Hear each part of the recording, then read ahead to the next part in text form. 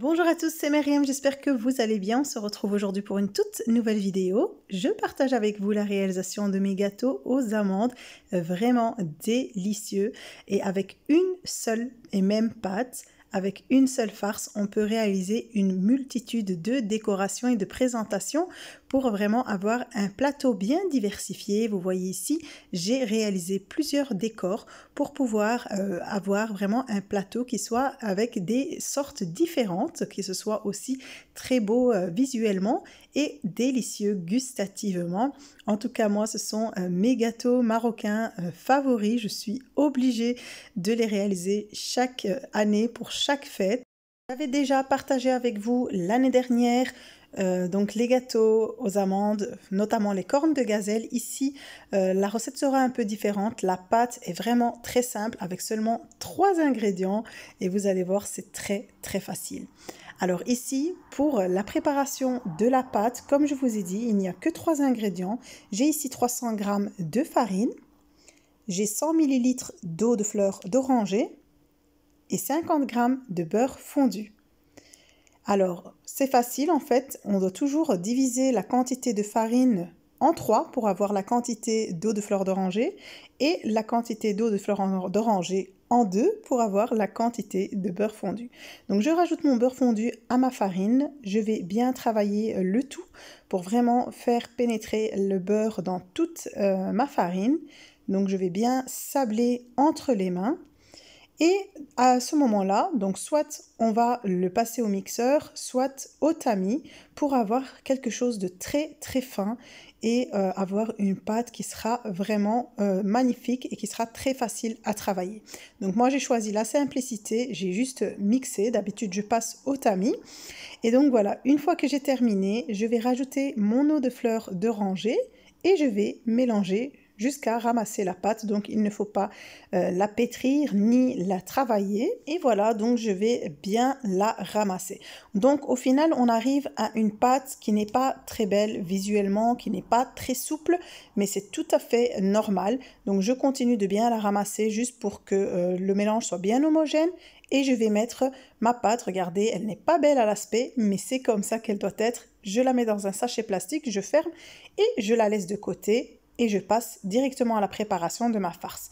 J'ai ici 500 g d'amandes mondées et 250 g de sucre et de l'eau de fleur d'oranger.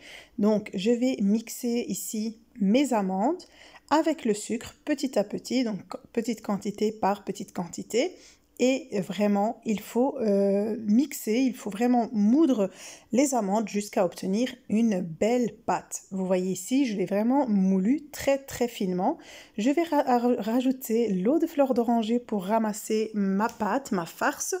Et je vais mettre ici, c'est en fonction du type donc, de pâte que vous allez avoir, j'ai mis 3 cuillères à soupe.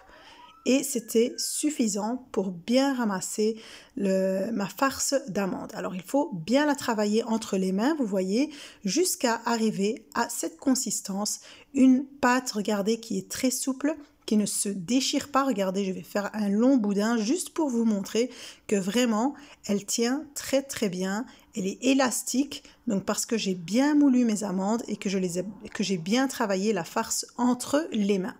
Voilà, donc une fois que ma farce est prête, je vais pouvoir commencer le travail, donc la pâte à reposer entre 20 à 30 minutes. Alors, j'ai prélevé déjà une première partie de pâte d'amande, donc je vais commencer par la première sorte. J'ai ici 2 morceaux de papier sulfurisé et je vais étaler ma farce d'amande entre les 2 feuilles de papier sulfurisé, donc ni trop fin ni trop épais. Donc vraiment avec ces 500 g d'amandes, j'ai vraiment obtenu une bonne quantité de gâteau, notamment parce que j'ai fait ce décor-là, donc qui demande vraiment d'avoir très peu de pâte d'amande. Vous voyez, c'est très fin. Alors une fois que j'ai coupé des cercles, je viens avec un couteau les couper en 2, donc ce sont des demi-cercles à chaque fois.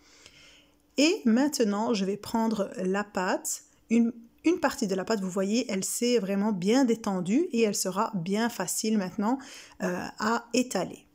Alors, je mets très peu de farine sur mon plan de travail quand il y a besoin pour m'aider à bien étaler la pâte et je vais l'étaler très finement. Plus la pâte sera fine et meilleurs seront vos gâteaux. Dans ce type de gâteau, vraiment la pâte ne doit pas être épaisse du tout. Je recoupe des cercles du même diamètre donc que les cercles de pâte d'amande. Et je vais prendre un demi-cercle de pâte d'amande que je dépose sur mon cercle de pâte. Et vous voyez, je le fais dépasser par le haut. Je plie, j'écrase un peu le centre et je rabats les deux côtés vers le centre en pinçant bien. Donc il faut bien pincer pour que la pâte se soude. Ici, j'ai du blanc d'œuf. Et avec un pinceau, je viens mettre un peu de blanc d'œuf au centre et je rajoute une amande. Donc j'ai pensé à faire comme ça, je trouvais que c'était joli. Et avec une pince, je viens pincer les côtés pour donner une touche en plus. Donc voilà, c'est vraiment très facile. Donc la pâte et la pâte d'amande au centre, je les pince et j'étire bien la pointe vers le bas. J'appuie légèrement, je remets un peu de blanc d'œuf au centre. J'enfonce l'amande, donc bien l'enfoncer pour qu'elle ne tombe pas et je vais pincer les côtés. Donc je vais continuer ainsi de suite et je vais terminer donc avec le reste de disques que j'ai préparé. Donc il faut savoir qu'avec cette quantité de pâte et cette quantité de pâte d'amande, j'ai obtenu 77 pièces, 77 pièces de gâteau. Sachant qu'une sorte, je l'ai faite sans la pâte. Donc j'ai vraiment utilisé la totalité de la pâte. Donc si vous voulez avoir une plus grande quantité, n'hésitez pas à mettre plus de farine. Donc c'est-à-dire une pâte avec 500 g de farine au moins. Et évidemment, le reste suivra. Donc voilà, maintenant on passe au deuxième modèle. C'est pareil. J'ai encore étalé ma pâte d'amande entre deux feuilles de papier sulfurisé. Avec le même emporte-pièce, j'ai recoupé des disques. J'ai coupé en deux, j'ai étalé la pâte le plus finement possible. Donc en fait, je voulais faire des cornes de gazelle, mais vraiment pour me faciliter la tâche, j'ai choisi de faire comme ça. Ici, j'ai pris un emporte-pièce. Donc ce n'est pas celui qui suit la taille de celui avec lequel j'ai coupé la pâte d'amande dans la série, mais celui d'après, donc qui est un peu plus grand. Donc vous voyez, j'ai disposé le demi-cercle de pâte d'amande et je colle bien la pâte avec la pâte d'amande. Je viens pincer une face, donc on est toujours à plat et c'est beaucoup plus facile. Et ensuite, je vais juste recourber donc mon gâteau. Donc voilà, on a des cornes de gazelle très simples à réaliser sans vraiment chipoter parce que d'habitude ça prend beaucoup plus de temps. Donc là, elles sont un peu plus fines et elles sont plus faciles à réaliser et ça va beaucoup plus vite quand on veut gagner du temps.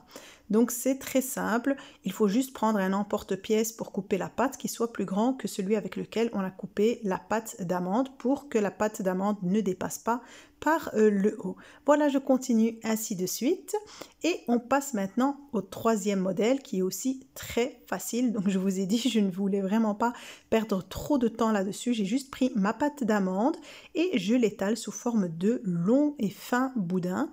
Pas trop fin non plus, comme vous le voyez ici à l'image, et j'étale ma pâte également sous forme de long rectangle. Je vais couper l'extrémité pour avoir des bords qui soient bien droits. Et ici, je vais juste rouler en fait mon boudin dans la pâte. Donc je remonte la pâte sur le premier côté pour pouvoir ensuite la rouler et vraiment avoir la pâte qui recouvre l'entièreté du boudin de pâte d'amande. Je coupe l'excédent, donc il ne faut pas mettre trop de pâte autour, vraiment aller juste au bord. Vous voyez ici, je suis en train juste de souder ce qui reste de pâte et je vais couper en billets. Donc ici, le premier morceau, je récupère la pâte d'amande, évidemment, et je vais couper en billets de la taille que vous voulez. Donc soit vous prenez une latte ou vous le faites à la main levée comme moi. Vous voyez, on obtient vraiment un beau petit modèle, un losange. Et je continue ainsi de suite. Je prends à chaque fois un morceau pour me repérer pour la taille, pour vraiment avoir quelque chose qui soit de la même taille, qui soit bien régulier. Donc ici, voilà, on a des gâteaux qui sont réalisés vraiment en quelques minutes, très simplement. Alors, comme c'était tellement trop simple même, je voulais rajouter une petite touche, donc j'ai pris de la pâte que j'ai colorée avec du colorant en poudre rouge et ici avec mon emporte-pièce sous forme de fleurs. Donc je vais couper des petites fleurs, je les colle avec le blanc d'œuf et avec le dos de mon pinceau, je pointe, je pique le centre, je rajoute un peu de blanc d'œuf et je rajoute une pointe, un rond de pâte dans la couleur naturelle. Et voilà, ça donne vraiment un petit effet en plus pour donner une belle touche à ces gâteaux. Donc ici, on passe maintenant au quatrième modèle. Toujours pareil, un long boudin, la pâte qui a été étalée finement.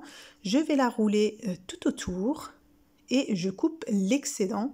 Donc il ne faut pas trop tourner autour de la pâte. Vraiment, il faut avoir juste un tour de pâte simplement autour. Et maintenant, je vais couper des cylindres, simplement des cylindres bien droits. Et évidemment, c'est la taille que vous voulez. Donc voilà, c'est le résultat qu'on obtient. Et avec une pince, ici, moi j'ai pris une pince courbée. Je viens pincer. Et il faut bien appuyer pour vraiment garder le dessin même après cuisson. Donc voilà, j'appuie bien et je fais le tour juste sur la face qui est au-dessus. Je ne vais pas jusqu'en bas, ça ne sert à rien. Et donc voilà, je vais continuer ainsi de suite jusqu'à terminer tous mes petits cylindres. Voilà pour ce modèle. Et maintenant, je passe au tout dernier modèle, donc le cinquième modèle, sans pâte cette fois-ci. Je prends mon dernier morceau de pâte d'amande et je vais faire des boules que j'aplatis légèrement. Je dispose sur un plat et dès que j'ai terminé de préparer toutes mes boules, je vais prendre du blanc d'œuf et des amandes effilées que je vais bien écraser pour que ça colle plus facilement sur mes boules, car si elles restent comme ça entières, ça va être difficile à bien à donner une belle couvrance à toute ma boule. Donc je plonge ma boule de farce dans le blanc d'œuf et ensuite je la plonge dans les amandes effilées. Et vraiment, ça donne des très beaux gâteaux. Testez-le, vous allez voir, ça donne le même effet même que si c'était une pâte, vu qu'il y a tout le croquant autour. Donc je vais continuer ainsi de suite et je les place directement sur une plaque de four, car ceux-là, je vais les cuire directement dans un four préchauffé à 180 degrés pendant quelques minutes. Il ne faut pas dépasser 15 minutes au four. N'attendez pas que les amandes soient trop dorées, ou sinon vos gâteaux seront trop durs. Alors pour les autres gâteaux, comme je vous avais déjà dit dans la vidéo de l'année dernière sur les cornes de gazelle, je les laisse passer toute l'après-midi, toute la soirée, toute la nuit. Ils doivent bien sécher. Alors moi je les ai laissés comme ça sur mon plan de travail, j'avais juste recouvert avec un papier sulfurisé et là c'est le lendemain matin. Vous voyez les couches de pâte sont bien dures comme je vous l'ai montré. Je prends un cure-dent et je viens piquer le dos de mes gâteaux pour éviter qu'ils ne gonflent et explosent à la cuisson. Ici, dans les gâteaux comme ce modèle et le modèle cylindrique, comme j'ai déjà pincé avec la pince, celui-ci aussi, ce n'est pas indispensable, mais je préfère le faire pour être tranquille. Je mets dans un four à 180 degrés et c'est aussi très rapide pour la cuisson. C'est entre 15 minutes et 20 minutes grand maximum selon votre four. Alors ici, c'est à la sortie du four et je vous montre ce gâteau-là. Regardez, on a des petites bulles de sucre. C'est à ce moment-là qu'on sait qu'il faut sortir du four directement. Vous voyez le bas, il n'est pas doré, donc les gâteaux restent dans leur couleur bien blanche.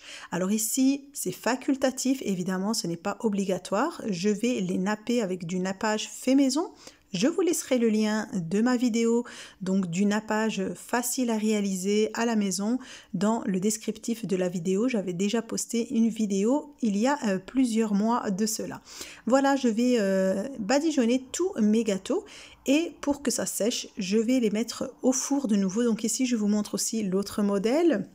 Avec les amandes effilées, j'ai aussi voulu mettre du nappage par-dessus et j'ai remis le tout, comme je vous ai dit, dans le four qui était éteint, juste quelques petites minutes. Regardez maintenant, tout est bien sec, le nappage a durci et les gâteaux sont bien brillants et vraiment ça donne vraiment très beau. En tout cas, ça dépend des goûts peut-être de chacun. Moi, j'aime bien quand ça brille un peu comme ça. Donc voilà, mon plateau est décoré, il est rempli et comme je vous ai dit, j'ai eu 77 pièces, donc tout n'a pas été disposé sur le plateau, donc j'ai eu une bonne quantité pour une petite quantité de pâtes et de pâtes d'amandes. En tout cas, j'espère que cette vidéo vous plaira. Si c'est le cas, n'oubliez pas de la liker, de la partager sur vos réseaux sociaux, de me laisser un petit commentaire, ça me fait toujours plaisir de vous lire et de vous répondre.